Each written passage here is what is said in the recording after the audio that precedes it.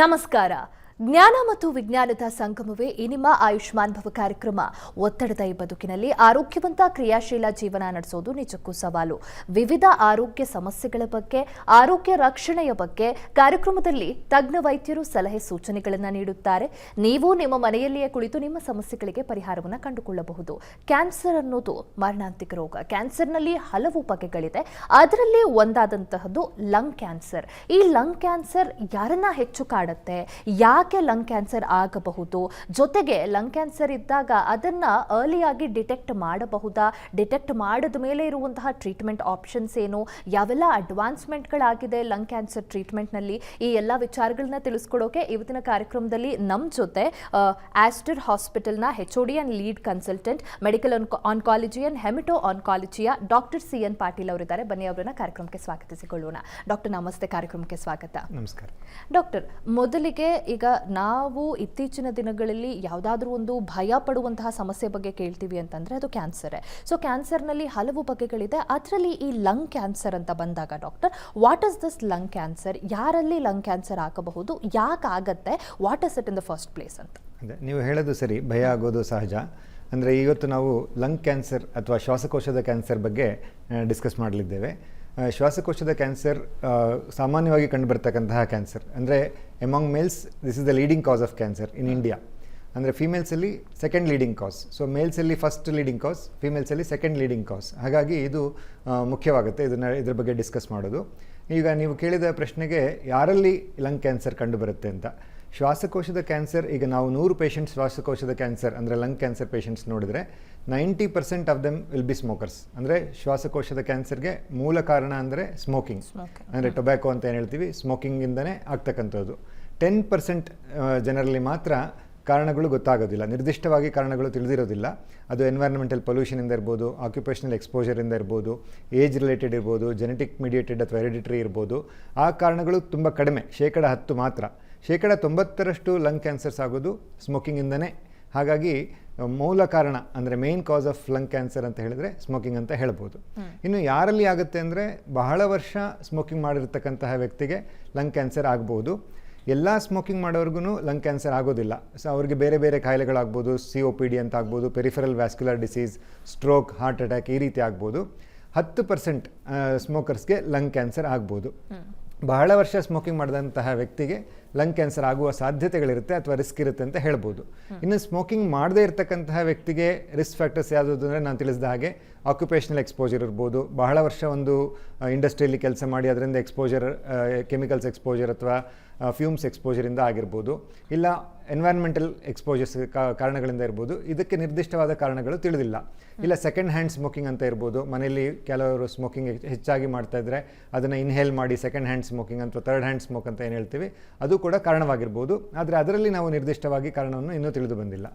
Doctor, ಈಗ lung cancer one of the leading cancer ಅಂತ ಕೂಡ ಹೇಳಿದ್ರೆ, ಯಾಕೆ ಅದು ದಿನೇ ದಿನೇ ಹೆಚ್ಚಾಗ್ತಾ ಇದೆ ಡಾಕ್ಟರ್? ಈಗ ಅದರ ಬಗ್ಗೆ ಅವೇರ್ನೆಸ್ ಇಲ್ವಾ, ಅಥವಾ ಜನರು ಆ ಹ್ಯಾಬಿಟ್ಸ್ನ ತಪ್ಪಿಸ್ಲಿಕ್ಕೆ ಆಗ್ತಿಲ್ವಾ, ಏನು ಅಂತ? ಸ್ಮೋಕಿಂಗ್ ಹೆಚ್ಚಾಗಿರೋದ್ರಿಂದನೇ ಲಂಗ್ ಕ್ಯಾನ್ಸರ್ ಹೆಚ್ಚಾಗ್ತಾ ಇರೋದು. ಮತ್ತು ಹ್ಯಾಬಿಟ್ನ ಬಿಡಿಸೋದು ತುಂಬ ಕಷ್ಟ. ಅದು ಸ್ಮೋಕಿಂಗ್ ಹ್ಯಾಬಿಟ್ ಬಿಡಿಸೋದು ತುಂಬ ಕಷ್ಟ. ಡ್ರಿಂಕಿಂಗನ್ನು ಬಿಡಿಸ್ಬೋದು, ಆದರೆ ಸ್ಮೋಕಿಂಗ್ನ ಬಿಡಿಸೋದು ತುಂಬ ಕಷ್ಟ ಆಗುತ್ತೆ. ಹಾಗಾಗಿ ಜನಗಳು ಟೊಬ್ಯಾಕೋಗೆ ಹುಕ್ ಆಗಿರೋದ್ರಿಂದ ಲಂಗ್ ಕ್ಯಾನ್ಸರ್ ದಿನೇ ದಿನೇ ಹೆಚ್ಚಾಗಿ ಕಂಡು ಬರ್ತಾ ಇದೆ. ಒಂದು ವಿಷಯ ಅಂತ ಹೇಳಿದ್ರೆ ನಾನ್ ಸ್ಮೋಕರ್ಸಲ್ಲೂ ಕೂಡ ಈಗ ಹೆಚ್ಚು ನಾವು ಕಾಣ್ತಾ ಇದ್ದೇವೆ. ಅದು ಕಷ್ಟಕರವಾದ ವಿಷಯ. ಇನ್ನು ಸ್ಮೋಕಿಂಗ್ ಹೆಚ್ಚಾಗಿರೋದ್ರಿಂದನೇ ಲಂಗ್ ಕ್ಯಾನ್ಸರ್ ಹೆಚ್ಚಾಗಿರೋದು ಹೆಚ್ಚಾಗಿರೋದಕ್ಕೆ ಮುಖ್ಯ ಕಾರಣ ಅಂತ ಹೇಳಿಕ್ಕೆ ಬಯಸ್ತೇನೆ. ಓಕೆ ಡಾಕ್ಟರ್, ಈಗ ಯಾವುದೇ ರೀತಿಯ ಕ್ಯಾನ್ಸರ್ ಆದರೂ ಕೂಡ ಅದನ್ನು ನಾವು ಅರ್ಲಿ ಡಿಟೆಕ್ಟ್ ಮಾಡೋದು ಕಷ್ಟ ಆಗುತ್ತೆ ಅಂತ ಹೇಳ್ತೀರಿ. ಸೊ ವೈ ಇಸ್ ದಟ್ ಅಂತ? ಯಾಕೆ ಅರ್ಲಿ ಸ್ಟೇಜಸ್ಸಲ್ಲಿ ಕ್ಯಾನ್ಸರ್ನ ಡಿಟೆಕ್ಟ್ ಮಾಡ್ಲಿಕ್ಕೆ ಆಗಲ್ಲ? ಈಗ ಶ್ವಾಸಕೋಶದ ಕ್ಯಾನ್ಸರ್ಗೆ ಬಂದಾಗ ಲಂಗ್ ಕ್ಯಾನ್ಸರ್ ಅಂದರೆ ಲಂಗ್ಸಲ್ಲಿ ಆಗ್ತಕ್ಕಂಥದ್ದು. ಅಂದರೆ ಲಂಗಲ್ಲಿ ಎರಡಿದೆ, ರೈಟ್ ಲಂಗ್ ಮತ್ತು ಲೆಫ್ಟ್ ಲಂಗ್. ರೈಟ್ ಲಂಗಲ್ಲಿ 3 ಲೋಬ್ ಇರುತ್ತೆ, ಲೆಫ್ಟ್ ಲಂಗಲ್ಲಿ 2 ಲೋಬ್ ಇರುತ್ತೆ. ಈಗ ಒಂದು ಭಾಗದಲ್ಲಿ ಕ್ಯಾನ್ಸರ್ ಶುರುವಾದಾಗ ಅದು ಯಾವುದೇ ಲಕ್ಷಣಗಳನ್ನು ಕೊಡದೇ ಇರ್ಬೋದು, ಸಿಂಪ್ಟಮ್ಸನ್ನು ಕೊಡದೇ ಇರ್ಬೋದು.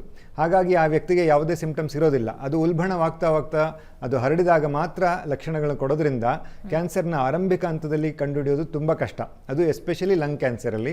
ಯಾಕಂದರೆ ಸ್ಮೋಕಿಂಗ್ ಮಾಡ್ತಕ್ಕಂತಹ ವ್ಯಕ್ತಿಗೆ ಕೆಮ್ಮು ಸಾಧಾರಣವಾಗಿರ್ಬೋದು, ಹಾಗಾಗಿ ಅದನ್ನು ಅವರು ನಿರ್ಲಕ್ಷಿಸ್ಬೋದು, ಇಲ್ಲ ವೈದ್ಯರು ಕೂಡ ಅದನ್ನು ಪರಿಗಣಿಸದೇ ಇರ್ಬೋದು. ಹಾಗಾಗಿ ಸ್ಮೋಕಿಂಗ್ ಹೆಚ್ಚು ಮಾಡ್ತಕ್ಕಂತಹ ವ್ಯಕ್ತಿಯಲ್ಲಿ ಕೆಮ್ಮು ಜಾಸ್ತಿ ಆಗಿದ್ದೇ ಆದಲ್ಲಿ ಅಥವಾ ಕಫದಲ್ಲಿ ರಕ್ತ ಬಿದ್ದಿದ್ದೇ ಆದಲ್ಲಿ ನಾವು ಅದನ್ನು ಸಸ್ಪೆಕ್ಟ್ ಮಾಡಬೇಕಾಗತ್ತೆ. ಮತ್ತು ನಮ್ಮ ಕಾಂಪೆನ್ಸೇಟಿಂಗ್ ಕೆಪಾಸಿಟಿ ಏನಿದೆ ಬಾಡಿದು, ಅದು ತುಂಬ ಇರೋದ್ರಿಂದ ಲಂಗ್ ಕ್ಯಾನ್ಸರ್ ಅರ್ಲಿ ಸ್ಟೇಜಸಲ್ಲಿ ಗೊತ್ತಾಗೋದಿಲ್ಲ. ಒಂದು ಲೋಬಲ್ಲಿ ಸ್ಟಾರ್ಟ್ ಆಗಿದ್ರೂ ಬೇರೆ ಎಲ್ಲ ಲೋಬ್ಸು ಅದರ ಫಂಕ್ಷನ್ನ ಕಾಂಪನ್ಸೇಟ್ ಮಾಡೋದ್ರಿಂದ ಮತ್ತು ಸಾಮಾನ್ಯ ಸಿಂಪ್ಟಮ್ಸ್ಗಳ ಜೊತೆಗೆ ಈ ಸಿಂಪ್ಟಮ್ಸ್ಗಳು ಬೆರೆಯೋದ್ರಿಂದ ಅದನ್ನು ಅರ್ಲಿ ಸ್ಟೇಜಲ್ಲಿ ಕಂಡುಹಿಡಿಯೋದು ಕಷ್ಟ ಆಗುತ್ತೆ. ಈಗ ಕೇವಲ ನಮ್ಮ ದೇಶದಲ್ಲಿ ಅಂತ ಅಲ್ಲ, ಈಗ ಬ್ರೆಸ್ಟ್ ಕ್ಯಾನ್ಸರ್ಗೆ ಬಂದಾಗ ನಮ್ಮ ದೇಶದಲ್ಲಿ ಅಡ್ವಾನ್ಸ್ ಸ್ಟೇಜಸಲ್ಲಿ ಗೊತ್ತಾಗುತ್ತೆ, ಪಾಶ್ಚಿಮಾತ್ಯ ದೇಶಗಳಲ್ಲಿ ಅರ್ಲಿ ಸ್ಟೇಜಸಲ್ಲಿ ಕಂಡುಹಿಡಿತಾರೆ, ಯಾಕಂದರೆ ಒಳ್ಳೆ ಸ್ಕ್ರೀನಿಂಗ್ ಪ್ರೋಗ್ರಾಮ್, ಮ್ಯಾಮೋಗ್ರಾಮ್ ಎಲ್ಲ ಮಾಡ್ತಾರೆ. ಆದರೆ ಲಂಗ್ ಕ್ಯಾನ್ಸರ್ಗೆ ಬಂದಾಗ ಕೇವಲ ನಮ್ಮ ದೇಶದಲ್ಲಿ ಅಷ್ಟೇ ಅಲ್ಲ, ಪಾಶ್ಚಿಮಾತ್ಯ ದೇಶಗಳಲ್ಲೂ ಕೂಡ ಇದು ಅಡ್ವಾನ್ಸ್ ಸ್ಟೇಜಸಲ್ಲೇ ಗೊತ್ತಾಗೋದು. ಅದು ದುರದೃಷ್ಟವಶಾತ್ 3B ಅಥವಾ 4th ಸ್ಟೇಜ್ ಅಂತ ಏನು ಹೇಳ್ತೀವಿ, ಆವಾಗ ಲಂಗ್ ಕ್ಯಾನ್ಸರ್ ಗೊತ್ತಾಗುತ್ತೆ. ಆರಂಭಿಕ ಹಂತಗಳಲ್ಲಿ ಇದನ್ನು ಕಂಡುಹಿಡಿಯೋದು ಕಷ್ಟ. ಇತ್ತೀಚಿನ ದಿನಗಳಲ್ಲಿ ಲಂಗ್ ಕ್ಯಾನ್ಸರ್ಗೂ ಕೂಡ ಸ್ಕ್ರೀನಿಂಗ್ ಬಂದಿದೆ. ಅಂದರೆ ಹೆವಿ ಸ್ಮೋಕರ್, ಅಂದರೆ 40 ಪ್ಯಾಕ್ ಇಯರ್ಸ್ ಅಂತ ಮಾಡ್ತಿರ್ತಕ್ಕಂತಹ ವ್ಯಕ್ತಿ ವರ್ಷಕ್ಕೊಮ್ಮೆ low dose CT scan chest ಮಾಡಿಸಿದ್ದೇ ಆದಲ್ಲಿ ಲಂಗ್ ಕ್ಯಾನ್ಸರ್ನ ಆರಂಭಿಕ ಹಂತದಲ್ಲಿ ಕಂಡುಹಿಡಿಬೋದು. ಆದರೆ 40 ಪ್ಯಾಕ್ ಇಯರ್ಸ್ ಸ್ಮೋಕಿಂಗ್ ಮಾಡ್ತಕ್ಕಂತಹ ವ್ಯಕ್ತಿ ಅದನ್ನು ಸ್ಮೋಕಿಂಗ್ ಬಿಡೋದು ಒಳ್ಳೆಯದೇ ಹೊರತು ವರ್ಷ ಕಂಟಿನ್ಯೂ ಮಾಡಿ ಸ್ಮೋಕಿಂಗ್ ಮಾಡಿ ಸ್ಕ್ಯಾನ್ ಮಾಡಿಸೋದಕ್ಕಿಂತ ಬಿಡೋದು ಒಳ್ಳೆಯದು. ಆದರೆ ಬಿಡಲಿಕ್ಕೆ ಆಗೋದಿಲ್ಲ ಅಂತಂದು ಹೇಳಿದ್ರೆ ವರ್ಷಕ್ಕೊಮ್ಮೆ ಲೋ ಡೋಸ್ CT ಸ್ಕ್ಯಾನ್ ಮಾಡಿದ್ದೇ ಆದಲ್ಲಿ ಆರಂಭಿಕ ಹಂತದಲ್ಲಿ ಕಂಡುಹಿಡಿಬೋದು. ಇನ್ನು ನಾವು ಕೋವಿಡ್ ದಿನಗಳಲ್ಲಿ ಏನು ನೋಡಿದ್ದು ಅಂದರೆ, ಕೋವಿಡ್ ಇನ್ಫೆಕ್ಷನ್ಗೆ CT ಚೆಸ್ಟ್ ಮಾಡಿಸಿದಾಗ ಸಣ್ಣದಾದ ಗಡ್ಡೆಗಳು ಕಂಡು ಬರ್ತಕ್ಕಂಥದ್ದು, ಇದು ಆಕಸ್ಮಿಕವಾಗಿ ಕಂಡುಹಿಡಿತಕ್ಕಂಥದ್ದು. ಹಾಗಾಗಿ ಆರಂಭಿಕ ಹಂತದಲ್ಲಿ ಇದರ ಲಕ್ಷಣಗಳು ಬರದೇ ಇರೋದ್ರಿಂದ ಆರಂಭಿಕ ಹಂತದಲ್ಲಿ ಇದನ್ನು ಕಂಡುಹಿಡಿಯೋದು ಕಷ್ಟ. ಡಾಕ್ಟರ್, ಈಗ ಅರ್ಲಿ ಸ್ಟೇಜಲ್ಲಿ ಡಿಟೆಕ್ಟ್ ಮಾಡಲಿಕ್ಕೆ ಕಷ್ಟ ಆಗುತ್ತೆ ಅಂತಂದಾಗ ಯಾವ ರೀತಿಯ ಸೈನ್ಸ್ ಆ್ಯಂಡ್ ಸಿಂಪ್ಟಮ್ಸ್ನ ರೂಲ್ ಔಟ್ ಮಾಡಬೇಕಾಗತ್ತೆ?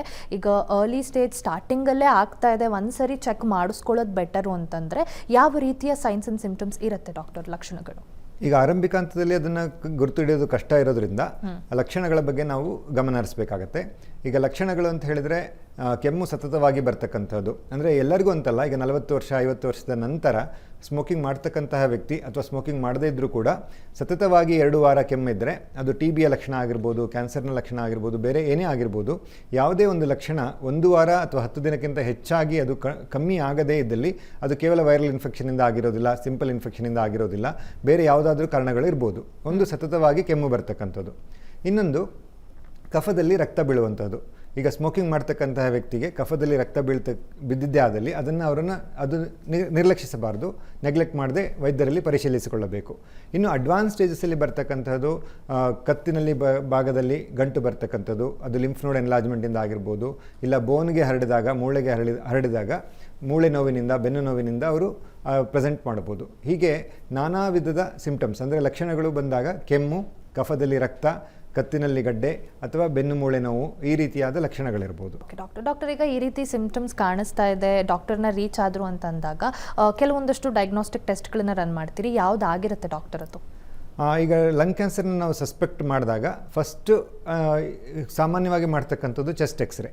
ಚೆಸ್ಟ್ ಎಕ್ಸ್ರೇಯಲ್ಲಿ ಒಂದು ಸಂಶಯ ಬರುತ್ತೆ, ಲಂಗ್ ಕ್ಯಾನ್ಸರ್ ಇರ್ಬೋದು ಅಥವಾ ಇಲ್ಲ ಅಂತ. ಆದರೆ ಚೆಸ್ಟ್ ಎಕ್ಸ್ರೇಲಿ ನಮಗೆ ಎಲ್ಲದೂ ಗೊತ್ತಾಗೋದಿಲ್ಲ. 30% ಚೆಸ್ಟ್ ಎಕ್ಸ್ರೇಸಲ್ಲಿ ಗಡ್ಡೆಗಳು ಮಿಸ್ ಆಗ್ಬೋದು. ಸೊ ಹಾಗಾಗಿ ಸಿಂಪಲ್ ನೆಕ್ಸ್ಟ್ ಇನ್ವೆಸ್ಟಿಗೇಷನ್ ಅಂದರೆ CT scan chest. CT scan ಮಾಡಿದ್ದೇ ಆದಲ್ಲಿ ಗಡ್ಡೆಗಳು ಮಿಸ್ ಆಗುವ ಚಾನ್ಸಸ್ ಕಡಿಮೆ ಇರುತ್ತೆ. ಆಗ ಅದು ಲಂಗ್ ಕ್ಯಾನ್ಸರ್ನ ಲಕ್ಷಣವೇ ಅಥವಾ ಸಿಂಪ್ಟಮ್ ಅಥವಾ ಸೈನ್ ಆಗಿದ್ದರೆ, ಅದು ಗಡ್ಡೆ ಏನಾದ್ರು ಕಂಡು ಬಂದಿದ್ದೇ ಆದಲ್ಲಿ ಅದನ್ನು ನಾವು ಬಯಾಪ್ಸಿ ಅಂತ ಮಾಡ್ತೇವೆ. ಟಿಶ್ಯೂ ಬಯಾಪ್ಸಿ ಅಂದರೆ ನೀಡಲ್ನ ಹಾಕಿ ಅದನ್ನು ಪರಿಶೀಲಿಸೋದು. ಅದನ್ನು ಟೆಸ್ಟ್ ಮಾಡಿದಾಗ ಅದು ಲಂಗ್ ಕ್ಯಾನ್ಸರ್ ಇದೆಯೋ ಇಲ್ಲ ಅನ್ನೋದು ಗೊತ್ತಾಗುತ್ತೆ. ಮತ್ತು ಲಂಗ್ ಕ್ಯಾನ್ಸರ್ಸಲ್ಲೂ ಕೂಡ ಸಾಕಷ್ಟು ರೀತಿಗಳಿವೆ. ಅದು ಯಾವ ರೀತಿಯ lung cancer, small cell lung cancer ಆಗಿರ್ಬೋದು, non small cell lung cancer ಆಗಿರ್ಬೋದು, ಈ ರೀತಿಯಾದ ಯಾವ ಕ್ಯಾನ್ಸರ್ ಇದೆ ಅನ್ನೋದು ಕೂಡ ನಮಗೆ ಬಯಾಪ್ಸಿ ಮಾಡೋದ್ರಿಂದ ಗೊತ್ತಾಗುತ್ತೆ. ಸೊ ಬಯಾಪ್ಸಿ ಮಾಡೋದು ನಾವು ಡಯಾಗ್ನೋಸಿಸ್ ಮಾಡಲಿಕ್ಕೆ, ನಂತರ ಡಯಾಗ್ನೋಸ್ ಮಾಡಿದ ನಂತರ ಯಾವ ಸ್ಟೇಜಿನಲ್ಲಿ ಇದೆ ಲಂಗ್ ಕ್ಯಾನ್ಸರ್ ಅಂತ ಹೇಳಲಿಕ್ಕೆ PET CT ಸ್ಕ್ಯಾನ್ ಅಂತ ಮಾಡ್ತೀವಿ. Whole body PET CT scan ಮಾಡಿದ್ದೇ ಆದಲ್ಲಿ ಲಂಗ್ ಕ್ಯಾನ್ಸರ್ ಕೇವಲ ಶ್ವಾಸಕೋಶದಲ್ಲಿದೆಯೋ, ಇಲ್ಲ ಲಿಂಫ್ ನೋಡ್ಸ್ಗೆ ಹೋಗಿದೆಯೋ, ಇಲ್ಲ ಲಿವರ್ ಅಥವಾ ಬೋನ್ ಅಥವಾ ಬ್ರೈನ್ಗೆ ಹೋಗಿದೆಯೋ ಅನ್ನೋದು ತಿಳಿದು ಬರುತ್ತೆ. ಹಾಗಾಗಿ ಈಗ ಕೆಮ್ಮು ಸತತವಾಗಿ ಬರ್ತಕ್ಕಂಥದ್ದು, ಕಫದಲ್ಲಿ ರಕ್ತ ಬೀಳ್ತಕ್ಕಂಥದ್ದು, ವಾಯ್ಸ್ ಚೇಂಜ್ ಆಗ್ತಕ್ಕಂಥದ್ದು, ಹೋರ್ಸ್ನೆಸ್ ಆಫ್ ವಾಯ್ಸ್, ಈ ಥರ ಲಕ್ಷಣಗಳಿದ್ದರೆ ನಾವು ಸಸ್ಪೆಕ್ಟ್ ಮಾಡಿ CT ಸ್ಕ್ಯಾನ್ ಮಾಡಿ, ಬಯಾಪ್ಸಿ ಮಾಡಿ, ನಂತರ PET CT ಸ್ಕ್ಯಾನ್ ಮಾಡಿ ಅದರ ಬಗ್ಗೆ ನಿರ್ಧರಿಸ್ತೇವೆ. ಓಕೆ ಡಾಕ್ಟರ್, ಇನ್ನು after diagnostic measures doctor, diagnose ಆದಮೇಲೆ ಲಂಗ್ ಕ್ಯಾನ್ಸರ್ ಇದೆ ಅಂತ ಕನ್ಫರ್ಮ್ ಆದಮೇಲೆ ಯಾವ ರೀತಿಯ ಟ್ರೀಟ್ಮೆಂಟ್ ಆಪ್ಷನ್ಸ್ ಅವರಿಗೆ ಅವೈಲೇಬಲ್ ಇರುತ್ತೆ doctor? Like stage wise treatment ಕೂಡ ಡಿಫರ್ ಆಗ್ತಾ ಹೋಗುತ್ತಾ? ಹೌದು, ನೀವು ಹೇಳಿದ್ದು ನಿಜ. ಸ್ಟೇಜ್ ವೈಸ್ ಕೂಡ ಟ್ರೀಟ್ಮೆಂಟ್ ನಿರ್ಧರಿಸ್ತೇವೆ. ಲಂಗ್ ಕ್ಯಾನ್ಸರ್ ಅಂತ ಗೊತ್ತಾಗಿದ್ದೇ ಆದಲ್ಲಿ ಅದು ಯಾವ ರೀತಿಯ ಲಂಗ್ ಕ್ಯಾನ್ಸರ್ ಅನ್ನೋದನ್ನು ನಾವು ಸಮರ್ಪಕವಾಗಿ ಕಂಡುಹಿಡಿಯೋದು ಮುಖ್ಯ ಆಗುತ್ತೆ. ಯಾಕೆಂದರೆ ಲಂಗ್ ಕ್ಯಾನ್ಸರ್ಲಿ ಮುಖ್ಯವಾಗಿ 2 ವಿಧಗಳಿವೆ. ಒಂದು ಸ್ಮಾಲ್ ಸೆಲ್ ಲಂಗ್ ಕ್ಯಾನ್ಸರ್ ಮತ್ತು ಇನ್ನೊಂದು ನಾನ್ ಸ್ಮಾಲ್ ಸೆಲ್ ಲಂಗ್ ಕ್ಯಾನ್ಸರ್ ಅಂತ. ಸ್ಮಾಲ್ ಸೆಲ್ ಲಂಗ್ ಕ್ಯಾನ್ಸರಲ್ಲಿ 100% ಜನ ಸ್ಮೋಕರ್ಸ್ ಆಗಿರ್ತಾರೆ, ಅದರ ಟ್ರೀಟ್ಮೆಂಟ್ ಬೇರೆ ಆಗಿರುತ್ತೆ. ಮತ್ತು ಸ್ಮಾಲ್ ಸೆಲ್ ಲಂಗ್ ಕ್ಯಾನ್ಸರ್ನ ನಾವು ಸ್ಟೇಜ್ 1, 2, 3, 4 ಅಂತ ಹೇಳೋದಿಲ್ಲ. ಲಿಮಿಟೆಡ್ ಸ್ಟೇಜ್ ಮತ್ತು ಎಕ್ಸ್ಟೆನ್ಸಿವ್ ಸ್ಟೇಜ್ ಅಂತ ಹೇಳ್ತೇವೆ. ಅದಕ್ಕೆ ಟ್ರೀಟ್ಮೆಂಟ್ ಬೇರೆ ಆಗಿರುತ್ತೆ. ಇನ್ನು ನಾನ್ ಸ್ಮಾಲ್ ಸೆಲ್ ಲಂಗ್ ಕ್ಯಾನ್ಸರ್, ನಾವು ಈಗ 100 ಜನ ಲಂಗ್ ಕ್ಯಾನ್ಸರ್ ಪೇಷಂಟ್ ನೋಡಿದ್ರೆ 90% ನಾನ್ ಸ್ಮಾಲ್ ಸೆಲ್ಲೇ ಇರ್ತಾರೆ, ಕೇವಲ 10% ಮಾತ್ರ ಸ್ಮಾಲ್ ಸೆಲ್ ಇರ್ತಾರೆ. 90% ನಾನ್ ಸ್ಮಾಲ್ ಸೆಲ್ಲಲ್ಲೂ ಕೂಡ ವಿವಿಧ ರೀತಿಗಳಿವೆ. ಈಗ ಅಡಿನೋ ಕಾರ್ಸಿನೋಮಾ ಅಂತ ಇರ್ಬೋದು, ಸ್ಕ್ವಾಮಸ್ ಸೆಲ್ ಕಾರ್ಸಿನೋಮಾ ಅಂತ ಇರ್ಬೋದು, ಅದರಲ್ಲೂ ಬೇರೆ ಬೇರೆ ರೀತಿಗಳಿವೆ. ಅದು ಬಯಾಪ್ಸಿಯಿಂದ ಕಂಡು ಬರುತ್ತೆ. ಅದರ ನಂತರ ನಾವು ಯಾವ ಸ್ಟೇಜ್ನಲ್ಲಿ ಪೇಷಂಟ್ ಇದ್ದಾರೆ ಅನ್ನೋದನ್ನ ಪೆಟ್ ಸಿ ಟಿ ಮಾಡಿ ನಿರ್ಧರಿಸ್ತೇವೆ. ಸೊ ಸ್ಟೇಜ್ 1 ಆಗಿದ್ದೆ ಅದಲ್ಲಿ, ಅಂದರೆ ಕೇವಲ ಒಂದೇ ಒಂದು ಲೋಬ್, ನಾನು ಮೊದಲೇ ತಿಳಿಸಿದ ಹಾಗೆ ರೈಟ್ ಲಂಗಲ್ಲಿ 3 ಲೋಬ್ ಇರುತ್ತೆ, ಲೆಫ್ಟ್ ಲಂಗಲ್ಲಿ 2 ಲೋಬ್ ಇರುತ್ತೆ. ಈಗ ಕೇವಲ ಒಂದೇ ಒಂದು ಲೋಬಲ್ಲಿ ಗಡ್ಡೆ ಇದೆ, ಬೇರೆ ಎಲ್ಲಿಯೂ ಅದು ಹರಡಿಲ್ಲ ಅಂತ ಹೇಳಿದರೆ ಅದಕ್ಕೆ ಸ್ಟೇಜ್ 1 ಅಂತ ಹೇಳ್ತೀವಿ. ಅದು ಲಿಮಿಟೆಡ್ ಸ್ಟೇಜ್ ಅಥವಾ ಲೋಕಲೈಸ್ಡ್ ಡಿಸೀಸ್ ಆಗಿರುತ್ತೆ. ಅದಕ್ಕೆ ಶಸ್ತ್ರಚಿಕಿತ್ಸೆಯಿಂದ ಸಂಪೂರ್ಣವಾಗಿ ಗುಣಪಡಿಸಬಹುದು. ಸ್ಟೇಜ್ 1 ಮತ್ತು ಸ್ಟೇಜ್ 2ಗೆ ಏನಿದೆ, ಶಸ್ತ್ರಚಿಕಿತ್ಸೆಯಿಂದ ಅದನ್ನು ಸಂಪೂರ್ಣವಾಗಿ ಲೋಬನ್ನು ತೆಗೆದಿದ್ದೇ ಆದಲ್ಲಿ ಅದನ್ನು ಸಂಪೂರ್ಣವಾಗಿ ಗುಣಪಡಿಸಬಹುದು. ಸ್ಟೇಜ್ 3ಗೆ ಬಂದಾಗ ಅದರಲ್ಲಿ ತುಂಬ ಕಾಂಟ್ರವರ್ಸಿ ಮತ್ತು ನಿಟಿಗ್ರಿಟೀಸ್ ಇರುತ್ತೆ. ಕೆಲವೊಮ್ಮೆ ಫಸ್ಟ್ ಕೀಮೊಥೆರಪಿ ಅಥವಾ ಇಮ್ಯುನೊಥೆರಪಿ ಮಾಡಿ ಅದನ್ನು ಕಡಿಮೆ ಮಾಡಿ ನಂತರ ಸರ್ಜರಿ ಮಾಡ್ತೇವೆ. ಕೆಲವೊಮ್ಮೆ ಸರ್ಜರಿ ಮಾಡಲಿಕ್ಕೆ ಆಗೋದಿಲ್ಲ ಅಂದರೆ ಕೀಮೋ ಮತ್ತು ರೇಡಿಯೇಷನ್ ಎರಡನ್ನೂ ಒಟ್ಟಿಗೆ ಕೊಟ್ಟು ಅದನ್ನು ಕಮ್ಮಿ ಮಾಡಲಿಕ್ಕೆ ಅಥವಾ ಕ್ಯೂರ್ ಮಾಡಲಿಕ್ಕೆ ಟ್ರೈ ಮಾಡ್ತೀವಿ. ಇನ್ನು ಸ್ಟೇಜ್ 4 ಆಗಿದೆ, ಅದರಲ್ಲಿ ಸರ್ಜರಿಯ ಅಂದರೆ ಶಸ್ತ್ರಚಿಕಿತ್ಸೆಯ ರೋಲ್ ಅಷ್ಟು ಇರೋದಿಲ್ಲ. ಸ್ಟೇಜ್ 4ಅಲ್ಲಿ ವಿವಿಧವಾದ ಚಿಕಿತ್ಸೆಗಳಿವೆ, ಅದನ್ನು ನಾವು ಡಿಸ್ಕಸ್ ಮಾಡ್ಬೋದು. ಎಸ್ ಡಾಕ್ಟರ್, ಮತ್ತಷ್ಟು ಡೀಟೇಲ್ಸನ್ನು ತಿಳ್ಕೊತೀನಿ. ಅದಕ್ಕೂ ಮುಂಚೆ ಒಂದು ಬ್ರೇಕ್ ತೊಗೊಂಡು ಬರೋಣ. ಆಯುಷ್ಮಾನ್ ಭವ ಕಾರ್ಯಕ್ರಮ ಮುಂದುವರಿಯುತ್ತೆ ಪುಟ್ಟ ವಿರಾಮದ ಬಳಿಕ.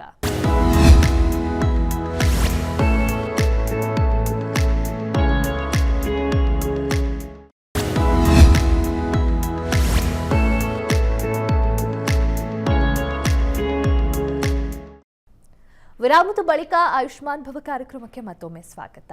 ಎಸ್ ಡಾಕ್ಟರ್, ನೀವು ಆಗಲೇ ಮಾತಾಡ್ತಾ ಈ ಸ್ಟೇಜ್ 4 ರೀಚ್ ಆದಮೇಲೆ ಸರ್ಜರಿ ಅವಶ್ಯಕತೆ ಇರೋದಿಲ್ಲ, ಬೇರೆ ರೀತಿಯ ಟ್ರೀಟ್ಮೆಂಟ್ಸ್ ಇರುತ್ತೆ ಅಂತ ಹೇಳಿದ್ರಿ.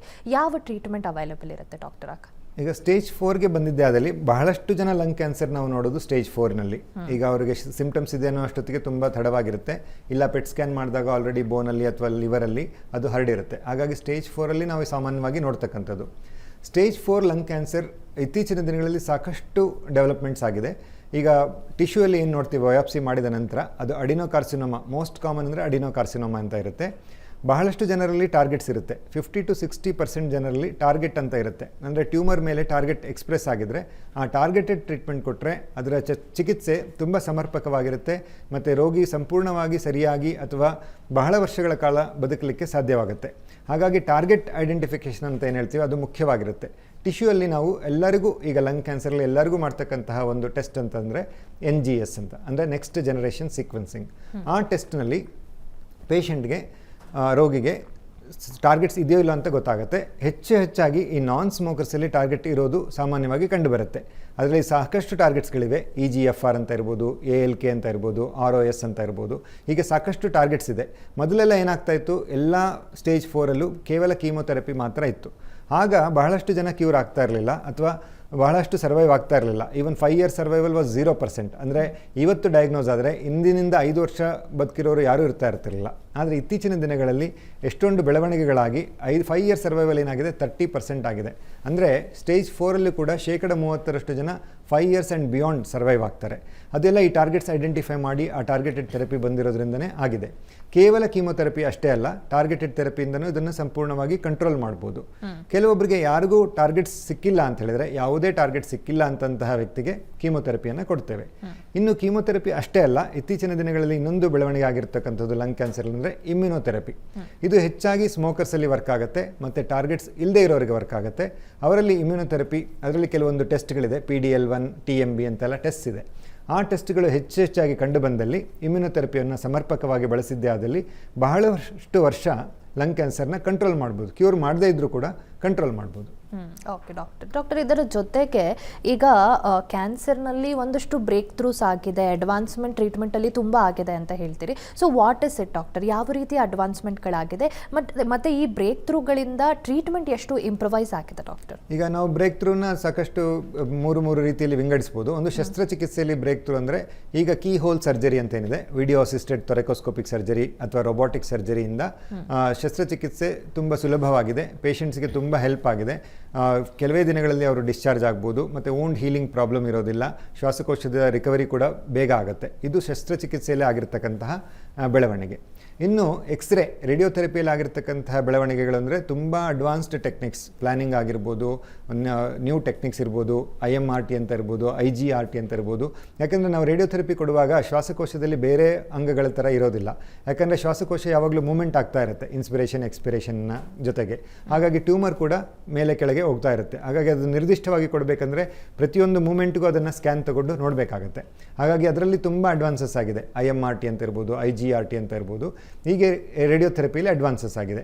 ಇನ್ನು ಕೀಮೊಥೆರಪಿಗೆ ಬಂದಿದ್ದೇ ಆದಲ್ಲಿ ಜನರಲಿ ಮೊದಲೇನಾಗ್ತಾ ಇತ್ತು, ಎಲ್ಲರಿಗೂ ಒಂದೇ ಕೀಮೊಥೆರಪಿ ಅಂತ ಇರ್ತಾಯಿತ್ತು ಲಂಗ್ ಕ್ಯಾನ್ಸರ್ಲಿ. ಈಗ ಅಡಿನೋಕಾರ್ಸಿನೋಮಾಗೆ ಬೇರೆ ಕೀಮೊಥೆರಪಿ ಇದೆ, ಸ್ಮಾಲ್ ಸೆಲ್ಗೆ ಬೇರೆ ಕೀಮೊಥೆರಪಿ, ಸ್ಕ್ವಾಮಸ್ ಸೆಲ್ಗೆ ಬೇರೆ ಕೀಮೊಥೆರಪಿ ಇದೆ. ಮತ್ತು ಎಲ್ಲರಿಗೂ ಕೀಮೊಥೆರಪಿ ಬೇಕಾಗೋದಿಲ್ಲ. ನಾನು ಆಗಲೇ ತಿಳಿಸಿದ ಹಾಗೆ ಟಾರ್ಗೆಟ್ ಇರೋರಿಗೆ ಕೇವಲ ಟಾರ್ಗೆಟೆಡ್ ಥೆರಪಿ ಸಾಕಾಗುತ್ತೆ.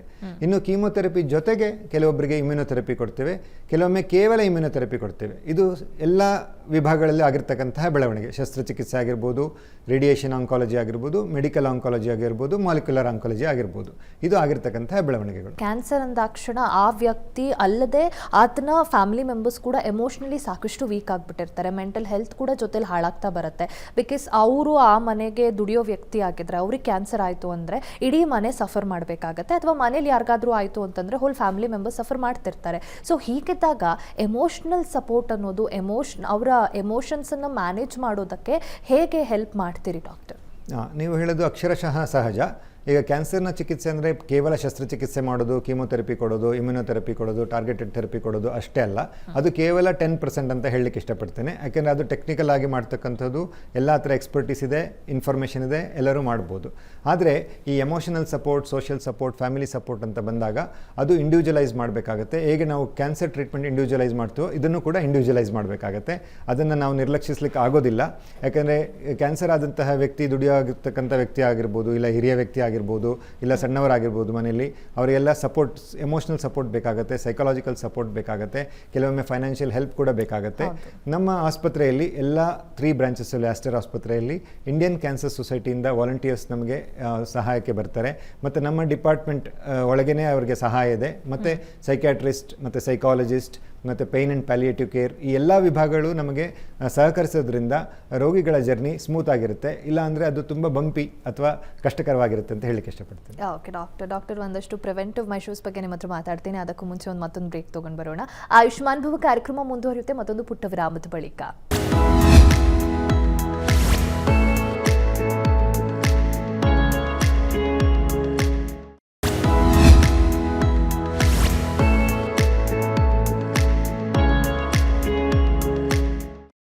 ವಿರಾಮದ ಬಳಿಕ ಆಯುಷ್ಮಾನ್ ಭವ ಕಾರ್ಯಕ್ರಮಕ್ಕೆ ಮತ್ತೊಮ್ಮೆ ಸ್ವಾಗತ. ಡಾಕ್ಟರ್, ಈಗ ಕ್ಯಾನ್ಸರ್ ಟ್ರೀಟ್ಮೆಂಟ್ ಆದಮೇಲೆ ಅವ್ರನ್ನ ಕ್ಯಾನ್ಸರ್ ಫ್ರೀ ಅಂತ ಘೋಷಣೆ ಮಾಡಿದ ಮೇಲೂ ಕೂಡ ಎಷ್ಟೋ ಬಾರಿ ರೆಕರೆನ್ಸ್ ಆಗಿರೋದನ್ನ ನೋಡಿರ್ತೀವಿ. ಯಾಕೆ ರೆಕರೆನ್ಸ್ ಆಗಬಹುದು ಡಾಕ್ಟರ್? ಯಾರಲ್ಲಿ ಹೆಚ್ಚಾಗಬಹುದು ಅಂತ?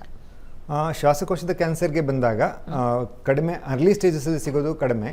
ಆದರೆ ಸ್ಟೇಜ್ 1, ಸ್ಟೇಜ್ 2 ಏನಿದೆ, ಶ್ವಾಸಕೋಶದ ಕ್ಯಾನ್ಸರ್ಗೆ ಸರ್ಜರಿ ಮಾಡಿದ್ದೇ ಆದಲ್ಲಿ ಅದನ್ನು 60 to 70% ಜನರಲ್ಲಿ ಕ್ಯೂರ್ ಮಾಡ್ಬೋದು. ನಿಮ್ಗೆ ಆಶ್ಚರ್ಯ ಆಗ್ಬೋದು, ಅರ್ಲಿ ಸ್ಟೇಜ್ ಆದರೂ ಕೂಡ ಕೇವಲ 70% ಜನರಿಗೆ ಕ್ಯೂರ್ ಮಾಡ್ಬೋದು ಅಂತ. ಸ್ಟೇಜ್ 1 ಮಾತ್ರ, ತುಂಬ ಅರ್ಲಿ ಸ್ಟೇಜ್ ಇದ್ದರೆ ಮಾತ್ರ 80% ಆಗುತ್ತೆ ಕ್ಯೂರ್ ರೇಟ್. ಇನ್ನು 20% ಅಥವಾ 30% ಯಾಕೆ ವಾಪಸ್ ಬರ್ತಾರೆ ಅಂದರೆ ಅದು ಮಿಸ್ಟೀರಿಯಸ್ ಆಗಿರುತ್ತೆ. ಯಾಕೆ ಕ್ಯಾನ್ಸರ್ ಸೆಲ್ಸ್ ಮೈಕ್ರೋಸ್ಕೋಪಿಕ್ ಆಗಿ ಸರ್ಕ್ಯುಲೇಷನಲ್ಲಿ ಇರ್ಬೋದು.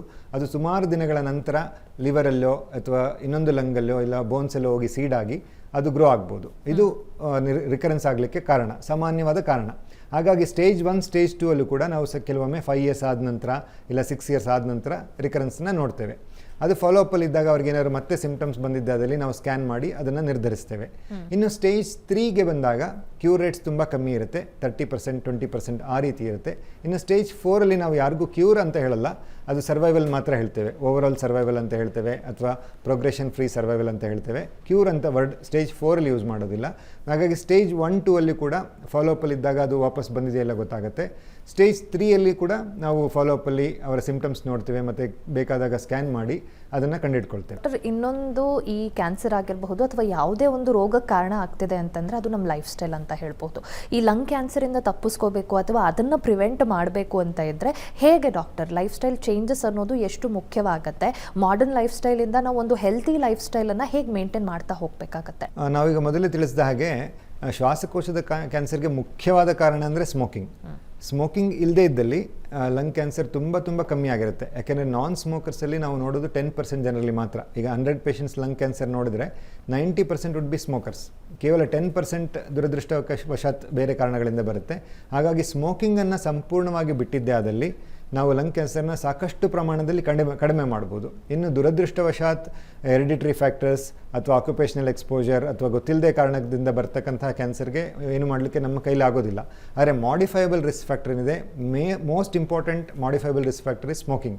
ಬೇರೆ ಆಹಾರದಿಂದ ಆಗಲಿ ಬೇರೆ ಜೀವನ ಶೈಲಿಯಲ್ಲಿ ಲಂಗ್ ಕ್ಯಾನ್ಸರ್ ಆಗೋ ಸಾಧ್ಯತೆಗಳು ಕಡಿಮೆ. ಬೇರೆ ಕ್ಯಾನ್ಸರ್ಸ್ಗೆ ಬೇರೆ ರೀತಿಯ ರಿಸ್ಕ್ ಫ್ಯಾಕ್ಟರ್ಸ್ ಇದೆ. ಆದರೆ ಲಂಗ್ ಕ್ಯಾನ್ಸರ್ಗೆ ಪ್ರಮುಖವಾಗಿ ಕಂಡುಬರ್ತಕ್ಕಂತಹ ರಿಸ್ಕ್ ಫ್ಯಾಕ್ಟರ್ ಅಂದರೆ smoking. So we should say no to tobacco in any form. ಅದು ತಂಬಾಕು ಆಗಿರ್ಬೋದು, ಹೊಗೆ ರಹಿತ ತಂಬಾಕು ಆಗಿರ್ಬೋದು, ಹೊಗೆಯುಕ್ತ ತಂಬಾಕು ಆಗಿರ್ಬೋದು, ಯಾವುದೇ ತಂಬಾಕುಗೆ ನಾವು ನೋ ಅಂತ ಹೇಳಿದ್ದೇ ಆದಲ್ಲಿ ಸಾಕಷ್ಟು ಪ್ರಮಾಣದಲ್ಲಿ ನಾವು ಲಂಗ್ ಕ್ಯಾನ್ಸರ್ಸ್ನ ಕಡಿಮೆ ಮಾಡ್ಬೋದು.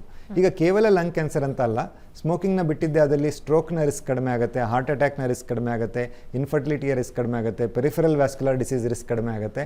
ಬಹಳಷ್ಟು ಕಾಯಿಲೆಗಳಿಗೆ ಕಾರಣ ಅಂದರೆ ಸ್ಮೋಕಿಂಗ್. ಹಾಗಾಗಿ ಸ್ಮೋಕಿಂಗನ್ನು ಸಂಪೂರ್ಣವಾಗಿ ನಾವು ಬ್ಯಾನ್ ಮಾಡೋಕ್ಕಾಗೋದಿಲ್ಲ, ಆದರೆ ಬಿಡೋದಕ್ಕೆ ಆಗುತ್ತೆ ಅನ್ನೋದಕ್ಕೆ ಹೇಳಕ್ಕೆ ಇಷ್ಟಪಡ್ತೀನಿ. ಡಾಕ್ಟರ್, ಇನ್ನು ಆಸ್ಟರ್ ಹಾಸ್ಪಿಟಲ್ ಈ ಕ್ಯಾನ್ಸರ್ ಪೇಷಂಟ್ಗಳಿಗೆ ಯಾವ ರೀತಿ ಟ್ರೀಟ್ ಮಾಡ್ತಾ ಬಂದಿದೆ, ಯಾವ ರೀತಿಯ ಅಡ್ವಾನ್ಸ್ಮೆಂಟ್ಗಳಿದೆ ಆ್ಯಂಡ್ ಪೇಷಂಟ್ಸ್ಗೆ ಎಷ್ಟು ಮಹತ್ವವನ್ನು ನೀಡುತ್ತೆ? ಆಸ್ಟರ್ನ ಕ್ಯಾನ್ಸರ್ ವಿಭಾಗದ ಧ್ಯೇಯ ಅಂದರೆ ಕಂಪ್ಲೀಟ್ ಕ್ಯಾನ್ಸರ್ ಕೇರ್ ಅಂತ. ಯಾವಾಗಲೂ ನಾವು ಕಾಂಪ್ರಹೆನ್ಸಿವ್ ಅಂತ ಹೇಳ್ತೀವಿ. ನಮ್ಮ ಧ್ಯೇಯ ಏನಂದರೆ ಕಂಪ್ಲೀಟ್ ಕ್ಯಾನ್ಸರ್ ಕೇರ್. ನೀವು ಆವಾಗಲೇ ತಿಳಿಸಿದ ಹಾಗೆ ಕೇವಲ ಕ್ಯಾನ್ಸರ್ನ ಚಿಕಿತ್ಸೆ ಅಷ್ಟೇ ಅಲ್ಲ, ರೋಗಿಯ emotional support, social support, family support ಇದೆಲ್ಲ ಇಂಪಾರ್ಟೆಂಟ್ ಆಗುತ್ತೆ. ಮತ್ತು ಒಂದೇ ಸೂರಿನಡಿ ಎಲ್ಲ ಶಸ್ತ್ರಚಿಕಿತ್ಸೆ, ಎಕ್ಸ್ರೇ ಚಿಕಿತ್ಸೆ, ಕೀಮೋಥೆರಪಿ, ಇಮ್ಯುನೋಥೆರಪಿ, ಟಾರ್ಗೆಟೆಡ್ ಥೆರಪಿ ಮತ್ತು ಮಾಲಿಕ್ಯುಲರ್ ಟ್ಯೂಮರ್ ಬೋರ್ಡ್ ಇರ್ಬೋದು, ಮತ್ತು ಪೇನ್ ಆ್ಯಂಡ್ ಪ್ಯಾಲಿಯೇಟಿವ್ ಕೇರ್ ಒಂದೇ ಸೂರಿನಡಿ ಲಭ್ಯವಿರತಕ್ಕಂತಹ ಆಸ್ಪತ್ರೆ ಅಂದರೆ ಆಸ್ಟರ್ ಆಸ್ಪತ್ರೆ. ಮತ್ತು ಕೇವಲ ಕ್ಯಾನ್ಸರ್ ವಿಭಾಗವೇ ಅಷ್ಟೇ ಅಲ್ಲ, ಬೇರೆ supportive departments, cardiology, neurology, psychiatry, psychology ಇವೆಲ್ಲ ಸಪೋರ್ಟ್ಸ್ ಇರೋದ್ರಿಂದ ಸಮಗ್ರವಾದ ಚಿಕಿತ್ಸೆ ಆಗುತ್ತೆ ಅಂತ ಹೇಳಲಿಕ್ಕೆ ಇಷ್ಟಪಡ್ತೇನೆ. ಎಸ್ ಡಾಕ್ಟರ್, ಇನ್ನು ಈ ಯುಗದಲ್ಲಿ, ಈ ಕಾಲದಲ್ಲಿ ಯಂಗ್ಸ್ಟರ್ಸ್ ಯಾವುದೇ ರೀತಿಯ ಮಾತನ್ನು ಕೇಳೋದಿಲ್ಲ. ಹೆಲ್ತಿಗದು ಪ್ರಾಬ್ಲಮ್ ಮಾಡುತ್ತೆ ಅಂದರೂ ಕೂಡ ಏನಾಗಲ್ಲ ಅನ್ನೋ ರೀತಿ ಅದನ್ನು ನೆಗ್ಲೆಕ್ಟ್ ಮಾಡಿ ಮುಂದೆ ಹೋಗ್ತಾರೆ. ಅಂಥವ್ರಿಗೆ ಒಂದು ಮೆಸೇಜ್ ನೀಡೋದಾದರೆ ಡಾಕ್ಟರ್? ಅದು ಈ ಕಾಲದಲ್ಲಿ ಅಂತಲ್ಲ, ಯಾವ ಕಾಲದಲ್ಲೂ ಕೂಡ ಯಂಗ್ಸ್ಟರ್ಸ್ ಮಾತು ಕೇಳೋದಿಲ್ಲ. ಆದರೆ ಒಂದು ಹೇಳಲಿಕ್ಕೆ ಇಷ್ಟಪಡ್ತೇನೆ ಅಂದರೆ, say no to tobacco in any form. ನಿಮ್ಮ ಆರೋಗ್ಯ ನಿಮ್ಮ ಕೈಲಿದೆ. ಆಗದೇ ಇರೋದಕ್ಕೆ ನಾನ್ ಮಾಡಿಫೈಬಲ್ಗೆ ನಾವೇನು ಮಾಡೋಕ್ಕಾಗೋದಿಲ್ಲ. ಆದರೆ ಮಾಡಿಫೈಬಲ್ ರಿಸ್ಕ್ ಫ್ಯಾಕ್ಟರ್ಸ್ನ ಅವಾಯ್ಡ್ ಮಾಡಿದ್ದೆ ಆದಲ್ಲಿ healthy and long life lead ಮಾಡ್ಬೋದು ಅಂತ ಹೇಳಲಿಕ್ಕೆ ಇಷ್ಟಪಡ್ತೀನಿ. ಓಕೆ ಡಾಕ್ಟರ್, ಇನ್ನು ಡಾಕ್ಟರ್ ಕೊನೆಯದಾಗಿ ಮತ್ತೊಂದು ಪ್ರಶ್ನೆ ಅಂತಂದರೆ, ಕ್ಯಾನ್ಸರ್ ಅವೇರ್ನೆಸ್ ಅನ್ನೋದು ಕೂಡ ಬಹಳ ಮುಖ್ಯ ಆಗುತ್ತೆ. ಈಗ ಈ ಲಂಗ್ ಕ್ಯಾನ್ಸರ್ನ ವಿಚಾರಕ್ಕೆ ಬಂದಾಗ ಇದರ ಅವೇರ್ನೆಸ್ ಎಷ್ಟು ಇಂಪಾರ್ಟೆಂಟ್ ಆಗುತ್ತೆ, ಹಾಗೆ ಹೇಗೆ ಜನರನ್ನು ನಾವು ಮತ್ತೆ ಹೆಚ್ಚು ರೀಚ್ ಆಗಬೇಕಾಗುತ್ತೆ ಡಾಕ್ಟರ್? ಈಗ ಅದೇ ಶ್ವಾಸಕೋಶದ ಕ್ಯಾನ್ಸರ್ ನಾನು ಆಗಲೇ ತಿಳಿಸಿದಾಗೆ ಲೀಡಿಂಗ್ ಕಾಸ್ ಆಫ್ ಕ್ಯಾನ್ಸರ್. ಮೇಲ್ಸಲ್ಲಿ ಲೀಡಿಂಗ್ ಕಾಸ್ ಆಫ್ ಕ್ಯಾನ್ಸರ್, ಫೀಮೇಲ್ಸಲ್ಲಿ second leading cause of cancer. ಹಾಗಾಗಿ ಅದನ್ನು ನಾವು ಕಡಿಮೆ ಮಾಡಿದ್ದೇ ಆದಲ್ಲಿ ಸಾಕಷ್ಟು ಆರೋಗ್ಯದ ಪ್ರಾಬ್ಲಮ್ಸ್ನ ನಾವು ಅವಾಯ್ಡ್ ಮಾಡ್ಬೋದು, ಖರ್ಚುಗಳನ್ನು ಕಡಿಮೆ ಮಾಡ್ಬೋದು, ಒಂದು ಆರೋಗ್ಯಯುಕ್ತ ದೇಶವನ್ನು ನಿರ್ಮಾಣ ಮಾಡ್ಬೋದು. ಹಾಗಾಗಿ ಯಂಗ್ಸ್ಟರ್ಸಲ್ಲೇ ನೀವು ಹೇಳಿದಾಗೆ ಅದನ್ನು ನಾವು ಇನ್ಕಲ್ಕೇಟ್ ಮಾಡಬೇಕು. ಯಾಕಂದರೆ ಸ್ಮೋಕಿಂಗ್ ಆರಂಭವಾಗೋದೇ ನೀವು ಹೇಳಿದಾಗೆ ಅಡಾಲೆಸೆಂಟ್ಸಲ್ಲಿ. ಹಾಗಾಗಿ ಆ ಏಜ್ನಲ್ಲಿ ನಾವು ಅದನ್ನು ಅಡ್ರೆಸ್ ಮಾಡಿ ಪ್ರಿವೆಂಟ್ ಮಾಡಿದ್ದೆ ಆದಲ್ಲಿ, ಮತ್ತು ಮೇ ಮಂತಲ್ಲಿ ಕೂಡ ನೋ ಟೊಬ್ಯಾಕೊ ಡೇ ಅಂತ ಬರುತ್ತೆ. ಆ ರೀತಿಯ ಪ್ರೋಗ್ರಾಮ್ಸ್ಗಳಿಂದ ಮತ್ತು ಈ ರೀತಿಯ ಪ್ರೋಗ್ರಾಮ್ಸ್ಗಳಿಂದ ನಾವು ಜ್ಞಾನವನ್ನು ಪಸರಿಸಿದ್ದೇ ಆದಲ್ಲಿ ಬಹಳಷ್ಟು ಜನರು ಇದು ಸ್ಮೋಕಿಂಗ್ ವ್ಯಸನಕ್ಕೆ ಹೋಗದೆ ಹೆಲ್ತಿ ಲೈಫ್ನ ಲೀಡ್ ಮಾಡಿದರೆ ನಾವು ಮುಂದೆ ಫ್ಯೂಚರ್ ಇಂಡಿಯಾ ಏನಿದೆ ಅದು ಹೆಲ್ದಿ ಇಂಡಿಯಾ ಆಗಿರ್ಬೋದು. Thank you so much. ಇವತ್ತಿನ ಕಾರ್ಯಕ್ರಮದಲ್ಲಿ one of the leading cancer, lung cancer ಬಗ್ಗೆ ತಿಳಿಸ್ಕೊಟ್ರಿ ವೀಕ್ಷಕರಿಗೆ. Thank you so much for joining us today. Thank you. ನಮಸ್ಕಾರ. ನೋಡಿದ್ರಲ್ಲ ವೀಕ್ಷಕರೇ, ಇದಾಗಿತ್ತು ಈ ಹೊತ್ತಿನ ವಿಶೇಷ. ನೇರ ದಿಟ್ಟ ನಿರಂತರ ಸುದ್ದಿಗಾಗಿ ನೋಡ್ತಾ ಇರಿ ಏಷ್ಯಾನೆಟ್ ಸುವರ್ಣ ನ್ಯೂಸ್.